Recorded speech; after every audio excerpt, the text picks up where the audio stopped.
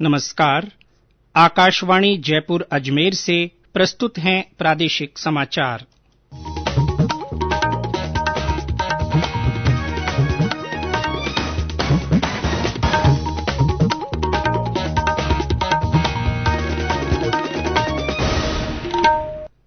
मुख्य समाचार। प्रदेश में अब तक 1 करोड़ से अधिक लोगों का टीकाकरण हुआ। राजस्थान देश भर में दूसरे स्थान पर। देश में अब तक 10 करोड़ 45 लाख से अधिक लोगों को कोविड के टीके लगाए गए। राज्य की 3 विधानसभा सीटों पर उपचुनाव के लिए प्रचार तेज। वरिष्ठ नेताओं ने पार्टी उम्मीदवारों के समर्थन में सभाएं की। प्रदेश के स्कूलों में 6ठी और 7वीं कक्षा के सभी विद्यार्थियों को बिना परीक्षा के क्रमोन्नत करने के आदेश। और राज्य के जोधपुर और बीकानेर संभाग में अगले 2 दिन में आंधी और तेज हवाएं चलने की संभावना।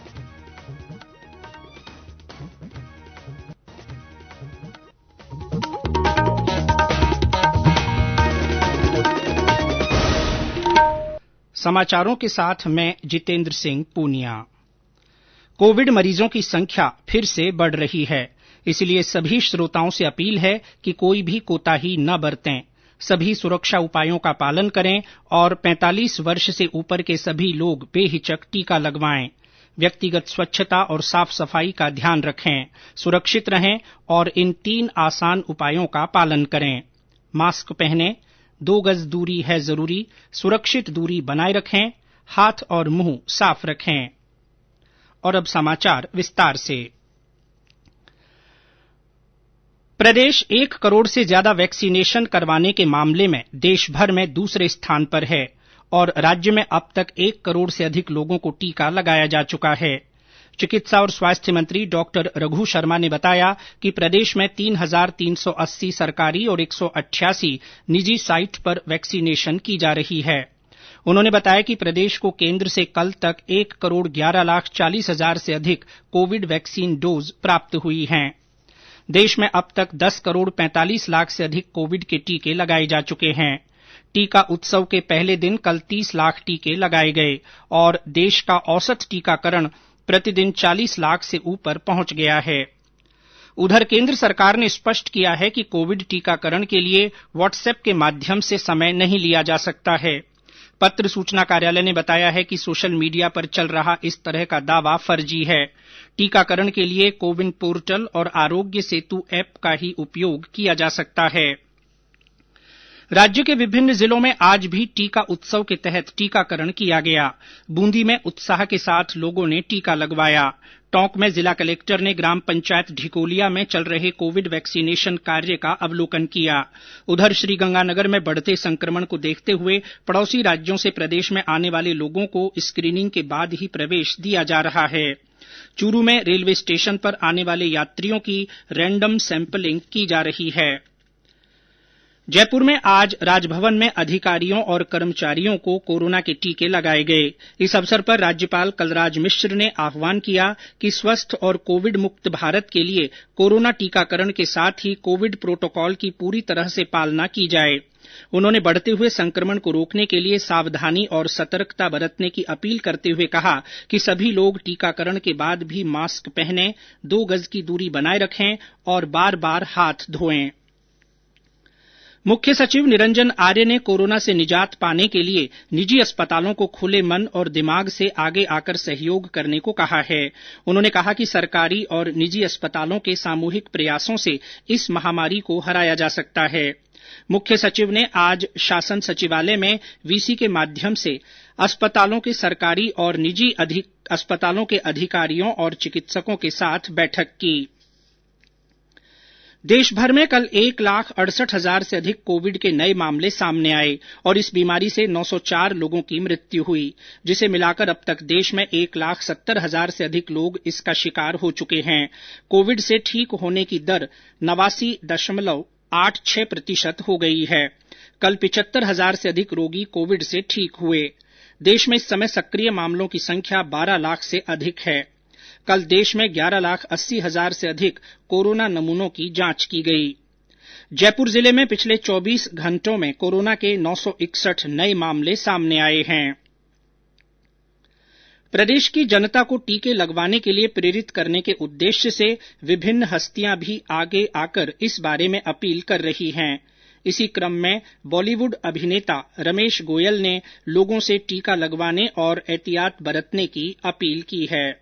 ये जंग जीतनी है, कोरोना को हराना है। इसके लिए हमें सरकार के नियमों का पालन करना चाहिए, 6 फीट डिस्टेंस मेंटेन करनी चाहिए, हाथों को सैनिटाइज करते रहना चाहिए और सबसे बड़ी बात, चेहरे पर मास्क लगाना बहुत जरूरी है। और साथ में मेरी एक और प्रार्थना है कि आप सभी लोग टीका लगवाएं। मैंने भी टीका लगवाया है। हम सब लोग सुरक्षित रहेंगे तो देश भी सुरक्षित रहेगा।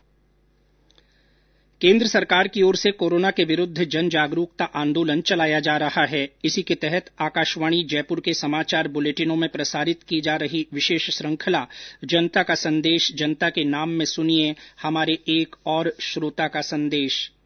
नमस्कार, नेत्री विकास संस्थान कमलानगर जोधपुर से मैं ओम प्रकाश रेगर। तेजी से कोरोना फैल रहा है तो मैं यही कहना चाहता सभी से यही आग्रह करता हूँ कि जरूरी काम होने पर ही घर से बाहर निकले और 2 गज की दूरी बना के रखनी है, मास्क लगाना जरूरी है, सबको वैक्सीन लगानी है अपन को। और जो अपने परिवार में है 45 साल से ऊपर के, उनको भी कहना है कि भाई वैक्सीन लगाओ जाके। धन्यवाद। हमारे अन्य श्रोता भी कोरोना जन जागरूकता आंदोलन से जुड़ सकते हैं। जो लोग कोविड टीका लगवा चुके हैं वे भी अपना संदेश भेज सकते हैं। इसके अलावा मास्क पहनने, व्यक्तिगत स्वच्छता और साफ सफाई पर जोर देने वाले संदेश भी रिकॉर्ड कर या टाइप कर हमारे व्हाट्सएप नंबर 9414052368 पर भेजे जा सकते हैं। चयनित संदेशों को आगामी बुलेटिनों में शामिल किया जाएगा। ये समाचार आकाशवाणी जयपुर अजमेर से प्रसारित किए जा रहे हैं। प्रादेशिक समाचार बुलेटिन आप हमारे ट्विटर हैंडल @AIRnews_जयपुर पर फॉलो कर सकते हैं। समाचार अभी और भी हैं, पहले ये संदेश। चलो मिलकर एक शुरुआत करें, चलो एक फैसला आज करें, मास्क नहीं तो टोकेंगे, कोरोना को रोकेंगे। चलो एक इरादा करते हैं, चलो कुछ वादा करते हैं, मास्क नहीं तो टोकेंगे, कोरोना को रोकेंगे। समाचारों में आपका एक बार फिर स्वागत है। प्रदेश की 3 विधानसभा सीटों सहाड़ा, राजसमंद, सुजानगढ़ में उपचुनाव के लिए प्रचार जोरों पर है। दोनों प्रमुख राजनीतिक दलों और आरएलपी के उम्मीदवारों के समर्थन में वरिष्ठ नेता चुनावी रैलियां कर रहे हैं। केंद्रीय मंत्री गजेंद्र सिंह शेखावत और अर्जुन राम मेघवाल ने आज सुजानगढ़ से भाजपा प्रत्याशी के समर्थन में सभाएं की। इन सीटों पर 17 अप्रैल को मतदान होगा और 2 मई को मतगणना की जाएगी। इन सीटों पर कुल 7,43,802 मतदाता अपने मताधिकार का इस्तेमाल कर सकेंगे। सहाड़ा विधानसभा सीट पर उपचुनाव के बारे में हमारे संवाददाता की एक रिपोर्ट। कांग्रेस के 3 बार विधायक रहे कैलाश चंद्र त्रिवेदी के निधन से खाली हुई इस सीट पर पार्टी ने उनकी पत्नी गायत्री देवी को मैदान में उतारा है, जबकि बीजेपी ने जाट बहुल इस सीट से रतनलाल जाट को उम्मीदवार बनाया है। आरएलपी द्वारा बद्रीलाल जाट को टिकट दिए जाने से यहां मुकाबला त्रिकोणीय हो गया है। इस सीट पर कुल 2,47,400 मतदाता हैं, जिनके लिए 387 मतदान केंद्र बनाए गए हैं। एक और जहां कांग्रेस इस सीट पर 10वीं बार जीत दर्ज करने की कोशिश में जुटी है, वहीं भाजपा कांग्रेस के इस गढ़ को फतेह करने के लिए जी तोड़ मेहनत कर रही है। जितेंद्र द्विवेदी, आकाशवाणी समाचार, जयपुर।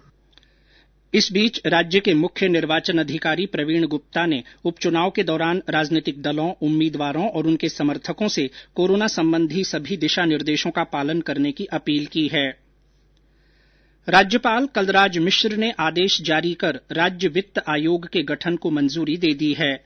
राज्यपाल ने पूर्व वित्त मंत्री प्रद्युमन सिंह को वित्त आयोग के अध्यक्ष पद पर तथा लक्ष्मण सिंह और अशोक लाहोटी को इसका सदस्य बनाए जाने के आदेश जारी किए हैं।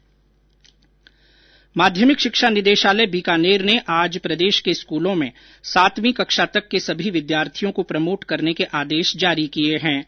निदेशक ने बताया कि कक्षा 6 और 7 के सभी विद्यार्थियों को आगामी कक्षा के लिए 15 अप्रैल से क्रमोन्नत किया जाएगा और इसके लिए कोई परीक्षा आयोजित नहीं की जाएगी।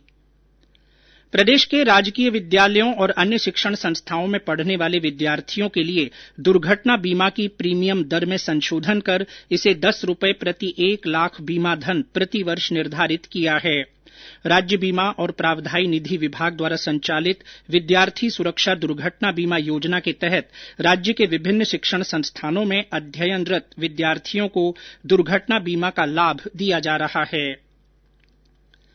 प्रधानमंत्री नरेंद्र मोदी इस महीने की 25 तारीख को आकाशवाणी से मन की बात कार्यक्रम में देश और विदेश के लोगों के साथ अपने विचार साझा करेंगे। यह मासिक रेडियो कार्यक्रम की 76वीं कड़ी होगी। लोग नमो ऐप या माई जीओवी ओपन फोरम में अपने सुझाव दे सकते हैं।